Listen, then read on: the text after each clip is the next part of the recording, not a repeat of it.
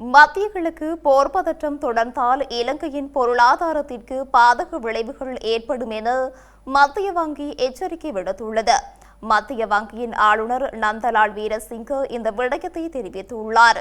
எரிசக்தி, சுற்றுலாத்துறை, வர்த்தகம், அந்நிய செலவாணி போன்ற துறைகளின் ஊடாக பொருளாதாரத்திற்கு பாதக விளைவுகள் ஏற்படும் என மத்திய வங்கியின் ஆளுநர் நந்தலால் வீரசிங்க சுட்டிக்காட்டியுள்ளார். மத்திய கிழக்கு போர் பதற்றம் எவ்வாறான பொருளாதார தாக்கங்களை ஏற்படுத்தும் என்பது குறித்து நிச்சயமற்ற தன்மை காணப்படுவதாக தெரிவித்துள்ளார்.